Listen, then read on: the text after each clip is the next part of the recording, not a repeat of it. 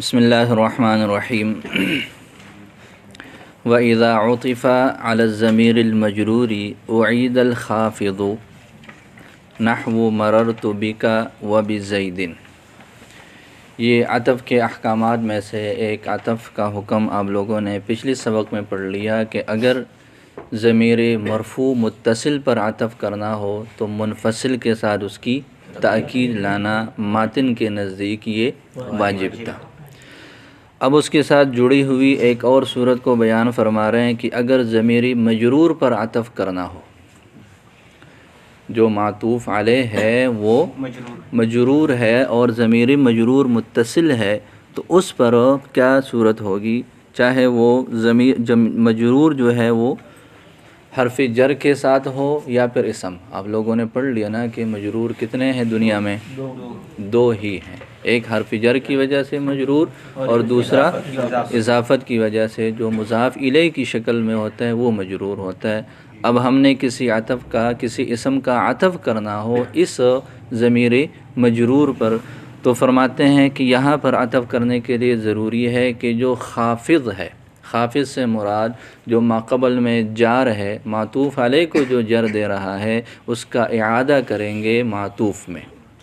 جیسے اس کی مثال آگے دی ہے، دیکھیں، مررت بک وبزید، تو زید کا عطف ہو رہا ہے کاف ضمیر پر، کاف ضمیر ہے، مجرور ہے، بحرف الجر ہے، تو حرف جار کا جو با ہے اس کا اعادہ کیا گیا۔ اس کے ساتھ جڑی ہوئی ایک اور مثال ہے المال بینی و بین زید، المال شرح کے اندر ہے المال بینی و بین زید، تو یہاں پر اس زید کا عطف ہو رہا ہے یا ضمیر پر جو کہ مجرور ہے بینا کی وجہ سے، بینا مضاف ہے یا ضمیر مضاف الیہ ہے، تو اس مضاف الیہ مجرور پر عطف ہو رہا ہے زید کا، تو درمیان میں اسی طرح جیسے بینا یا سے پہلے ہے اس کا اعادہ کر لیا گیا۔ تو نتیجہ کیا نکلا؟ نتیجہ یہ نکلا کہ جب ہم ضمیر مجرور پر عطف کریں گے تو عطف کرنے سے پہلے اس جار کا اعادہ کرنا معطوف میں یہ ضروری ہے۔ جی دیکھیں، وَإِذَا عُطِفَ عَلَى الضَّمِيرِ الْمَجْرُورِ، جب ضمیر مجرور پر عطف کر لیا جائے اُعِيدَ الْخَافِضُ، تو اس خافض کا یعنی جر دینے والے کا اعادہ کیا جائے گا، حرفاً کانا او اسمن، چاہے وہ خافض یعنی وہ جر دینے والا حرف ہو یا پھر اسم ہو۔ اس کی کیا وجہ ہے؟ یہ اعادہ کیوں کریں گے؟ تو ماقبل میں آپ لوگوں نے پڑھ لیا ضمیر مرفوع متصل پر جب ہم عطف کر رہے تھے وہاں پڑھ لیا تھا کہ جی چونکہ یہ ضمیر مرفوع اس کا فاعل کی حیثیت سے جز ہے، لہذا جز اور اس کا جو کل ہوتا ہے اس میں اتصال ہوتا ہے، تو فرماتے ہیں کہ جس طرح فعل اور فاعل کا اتصال ہوتا ہے اس سے زیادہ اشد اتصال جار اور مجرور کا ہوتا ہے۔ وہ کیسے؟ وہ اس طریقے سے کہ آپ لوگوں نے کہہ دیا ضربتو، کیا کہہ دیا؟ ضربتو، تو اب اس میں تائے مضمومہ کا اتصال ہے، اب اسی فاعل کو اسم ظاہر کی شکل میں تو آپ کہتے ہیں ضرب فی البیت زید، ضرب فی البیت، اب زید فاعل ہے لیکن ضربہ سے کیا ہو گیا؟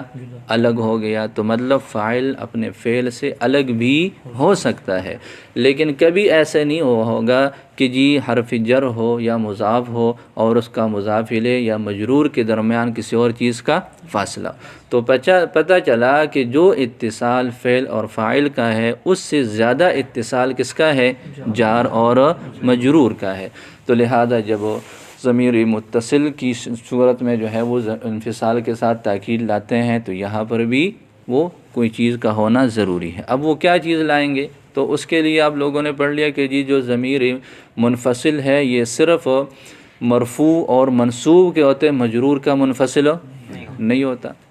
مجرور ہو جو ضمیر ہے وہ صرف اتصال کی شکل میں ہے نا، انفصال کی شکل میں وہ نہیں ہے، تو اس کا اپنا بذات خود کوئی قسم جو منفصل کی ہو وہ اس کی موجود نہیں ہے، تو وہ بھی نہیں ہے۔ اب اگر ہم ایسے کر لیں کہ جی مرفوع یا منصوب سے ادھار لے لیں تو وہ بھی مناسب نہیں ہے، اس وجہ سے اس کی ایک ہی صورت باقی ہے اور وہ یہ ہے کہ جو جار ہے اسی کا اعادہ کر لیا جائے، جو جار ہے اسی کا ہی اعادہ کر لیا جائے۔ دیکھیں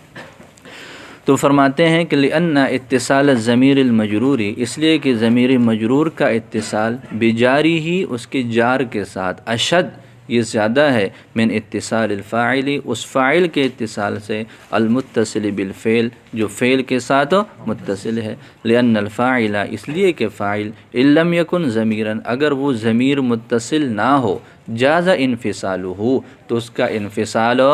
جائز ہے، والمجرور لا ينفصل من جارہ، اور مجرور یہ منفصل نہیں ہے، یہ الگ نہیں ہے من جارہ، اس کے جار سے، فکرہ العطف علیہ، تو براہ راست اس پر عطف کرنا کیا ہو جائے گا؟ ناپسندیدہ ہو جائے گا، اذ یکون کالعطف، اس لیے کہ یہ اس عطف کی طرح ہو جائے گا، علی بعض حروف الکلمہ، جو کلمہ کے بعض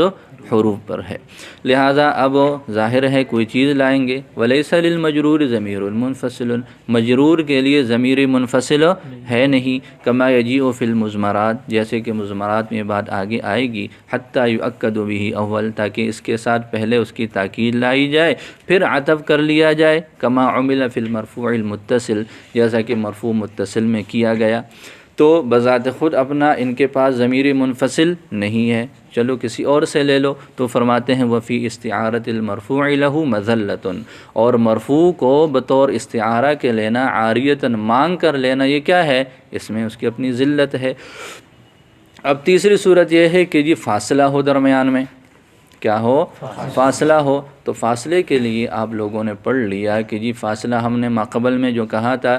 وہاں پر یہ کہہ دیا تھا کہ جی منفصل کے ساتھ تاکید ضروری ہے، لیکن چونکہ فاصلہ آ گیا اس کی وجہ سے کلام طویل ہو گئی، اب طوالت کلام فاصلے کے ساتھ بھی ہے، اگر ہم ضمیر لے کے آئیں گے تو اور زیادہ طوالت ہو، تو فاصلے کی وجہ سے ہم نے ضمیر کا لانا چھوڑ دیا تھا، کس وجہ سے؟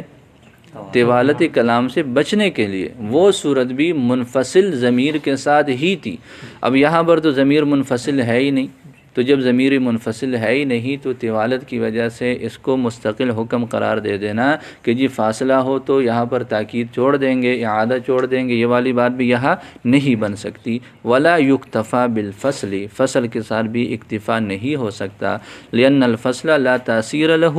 اس لیے کہ فصل کو کوئی اثر نہیں ہے، الا فی جواز ترک التاکید، مگر تاکید کو ترک کرنے کے جواز کے ساتھ، منفصل کے ساتھ اختصار کی وجہ سے، وہاں اختصار تھا، فحیث لا یمکن التاکید، لہذا یہاں پر جب وہ تاکید منفصل کے ساتھ ممکن ہی نہیں ہے، لعدمہ لا یتصور لہ اثر، تو یہاں اس کا کچھ اثر ہو ہی نہیں سکتا، جب یہاں ضمیر منفصل ہے ہی نہیں تو پھر ہم یہ کہہ دیں کہ جی فاصلہ آ گیا اب ضمیر منفصل نہیں لا سکتے، تو مجرور کے اندر اس طرح کی شکل جاری نہیں ہو سکتی، فکیف یکتفی بہ، تو اس پر اکتفا کیسے کیا جا سکتا ہے؟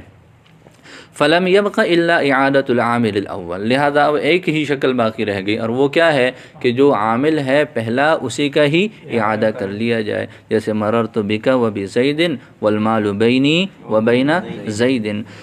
تو فرماتے ہیں کہ معطوف وہ مجرور ہے اور عامل جو ہے وہ کیا ہے؟ وہ مکرر ہے۔ اب اگلا مسئلہ یہ ہے کہ جب ہم جار کا اعادہ کریں گے تو یہ اس جار کی حیثیت کیا ہوگی؟ اس جار کی حیثیت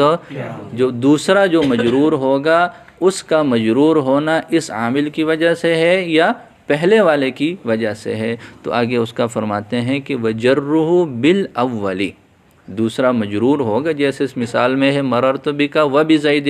المال بینی وبین زید، دونوں مثالوں میں زید کا مجرور ہونا وہ پہلے والے عامل کی وجہ سے، دوسرے کی وجہ سے نہیں ہے، اس لیے کہ دوسرا کالعدمی، وہ کیا ہوتا ہے؟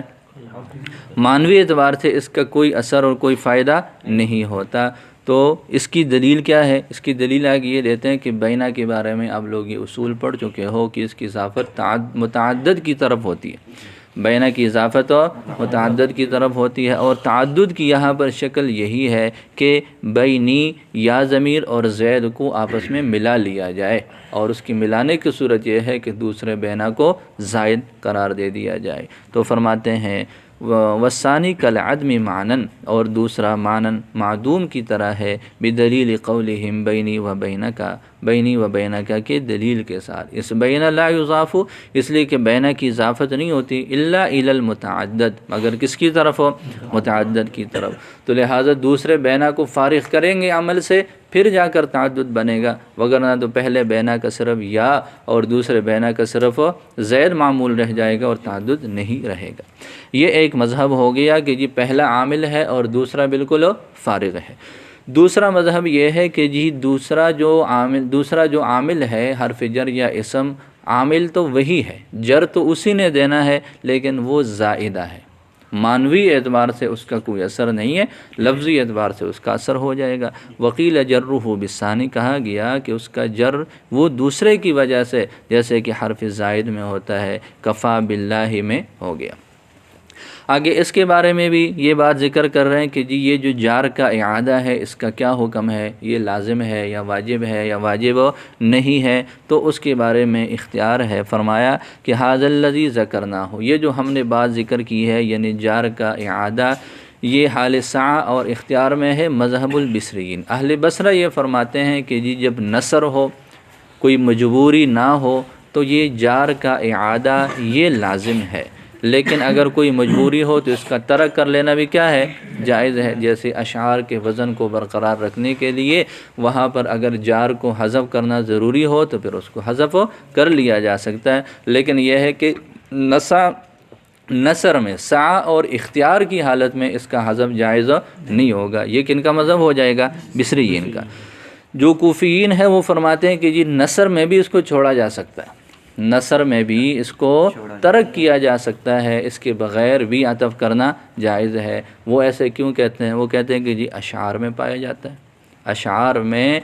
جار کا جو ہے وہ اعادہ کیے بغیر وہ عطف ہو جاتا ہے، تو اس کا جواب تو آسان ہے کہ جو اشعار میں مجبوری ہوتی ہے، اشعار میں کیا ہوتی ہے، وہ مجبوری، اس پر جو ہے وہ استدلال کرنا ٹھیک نہیں ہے۔ تو فرماتے ہیں کہ ھذا الذی ذکرناہ، یہ جو ہم نے ذکر کیا یعنی لزوم اعادۃ الجاری، یعنی جار کے اعادہ کا لازم ہونا سعہ اور اختیار کی حالت میں مذہب البصریین، یہ بصریین کا مذہب ہے۔ ویجوز عندہم ترکھا اضطرارا، اور ان کے ہاں اضطرار کی حالت میں، مجبوری کی حالت میں اس کا ترک بھی جائز ہے۔ واجاز الکوفیون، اور کوفیون نے جائز قرار دیا ترک الاعادۃ، اعادہ کا ترک فی حال السعۃ، اختیار اور وسعت کی حالت میں، مستدلین بالاشعار، اشعار سے استدلال کرتے ہوئے۔ اب آگے مصنف رحمۃ اللہ علیہ نے، شارح نے یہ بات ذکر کی ہے کہ جی سارے توابع ہیں، عطف بھی تابع ہے، تاکید بھی تابع ہے، تو جہاں عطف کرنا یہ بغیر جو ہے وہ تاکید کے ناجائز ہے، تو اگر ہم اس کی تاکید لائیں گے تو اس کے لیے بھی منفصل کے ساتھ پہلے تاکید ہونی چاہیے۔ جیسے یہ دیکھیں جاؤنی کلہم، یہاں پر یہ کلہم تاکید ہے واو ضمیر سے، واو ضمیر مرفوع متصل ہے، تو پہلے کیا ہونی چاہیے، اس کی منفصل کے ساتھ تاکید لانی چاہیے، پھر جا کر یہ جو ہے کلہم کا لفظ آنا چاہیے۔ اسی طرح ابداع، توابع تو سارے ہی ہیں، عطف بھی تابع ہے، تاکید بھی۔ عطف کے لیے آپ لوگوں نے یہ کہہ دیا کہ جب ضمیر متصل پر عطف کرنا ہو تو پہلے منفصل کے ساتھ تاکید لائیں گے، تو جب تاکید لانی ہو یا توابع بنانے ہوں جو بدل کی شکل ہے آگے اور اس کی صورت آ رہی ہے، تو وہاں پر بھی کیا ہونی چاہیے، بات یہی ہونی چاہیے کہ پہلے منفصل کے ساتھ متصل کی تاکید لے آئیں، پھر اس کے بعد اس کا وہ تابع ہے اس کو ذکر کر دے۔ تو ایک میں آپ نے کہہ دیا کہ تاکید ضروری ہے منفصل کے ساتھ، باقی کا معاملہ ویسے ہی کر رہے ہو، تو یہ کوئی انصاف کی بات نہیں ہے، تو یہ تحریک انصاف کے کیا ہے، خلاف ہے۔ تو اس کا آگے جواب دیا، دیکھیں آخری سے مائع گم ہو جاتا ہے۔ فَإِن قِيلَ، پس اگر کہہ دیا گیا، كَيْفَ جَازَ تأکید المرفوع المتصل، کہ جی مرفوع متصل کی تأکید کیسے جائز ہو سکتی ہے، جیسے جاؤنی کلہم والابدال منہ، اور اس سے بدل لانا کیسے جائز ہو سکتا ہے، جیسے اعجبتنی جمالک، اعجبتا میں تائے مضمومہ، تائے مفتوحہ، یہ جو ہے وہ اس کا فاعل ہے، ضمیر متصل ہے، آگے جمالک اس سے بدل ہے، من غیر شرط تقدم التأکید بالمنفصل، منفصل کے ساتھ تاکید کے تقدم کے شرط کے بغیر۔ اسی طریقے پر وجاز ایضاً تاکیر ضمیر المجروری، اسی طرح ضمیر مجرور کی بھی تاکیر کیا ہے، یہ جائز ہے، جیسے مررتو بکا نفسکا، مررتو بکا نفسکا، یہ نفسکا بکا میں جو کاف ہے اس سے تاکید ہے، اور یہاں پر جار کا اعادہ نہیں ہے۔ والابدال منہ، اور اس سے بدل کیسے جائز ہو سکتا ہے، جیسے عجبت بکا جمالکا من غیر اعادت الجار، بغیر جار کے اعادے کے۔ ولم یجوز العطف فی الاول، پہلے میں عطف جائز نہیں تھا، الا بعد التاکید بالمنفصل، مگر منفصل کے ساتھ تاکید کے بعد۔ وفی الثانی، اور دوسرے میں جائز نہیں تھا، الا مع اعادت الجار، مگر جار کے اعادے کے ساتھ۔ تو یہ آپ نے فرق کیا ہے، یہ انصاف کی بات نہیں۔ اس کا جواب دیا کہ جی دونوں میں بہت فرق ہے۔ وہ فرق اس طرح سے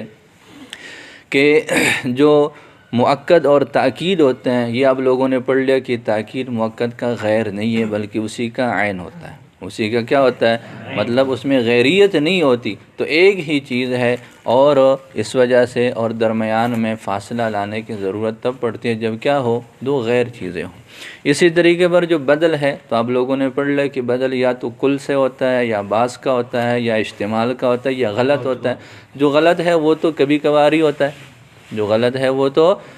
بڑا جو ہے وہ قلیل ہوتا ہے، اکثر کل یا بعض یا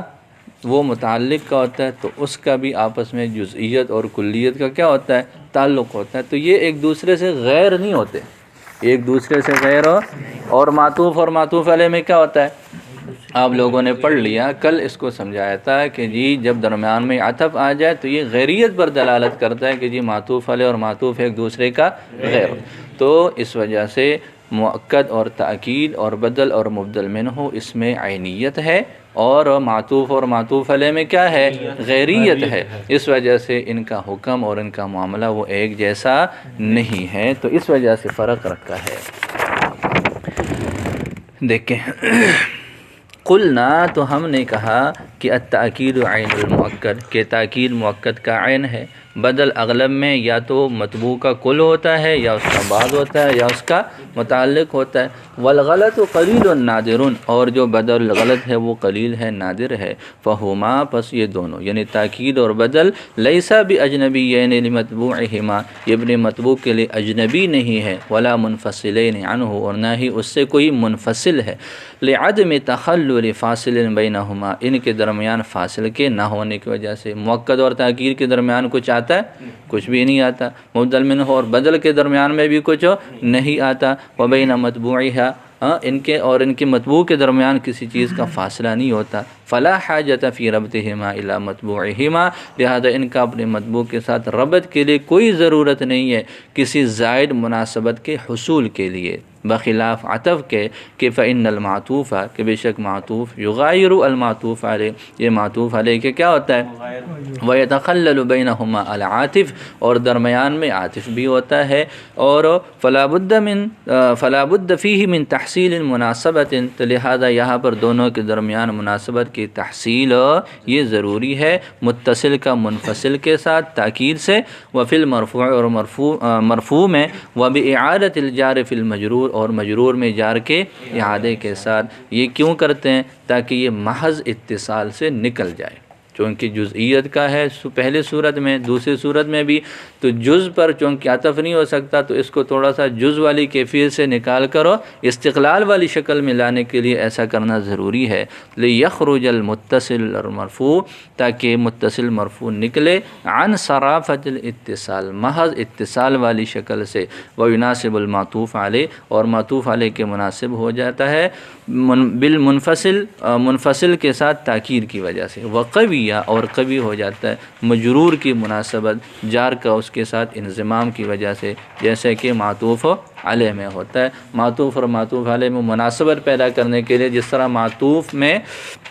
معطوف علیہ میں جیسے حرف جر ہے، اسی طرح کا حرف جر معطوف میں بھی ہو جائے گا، تو دونوں کی آپس میں ایک دوسرے کے ساتھ مناسبت ہو جائے گی۔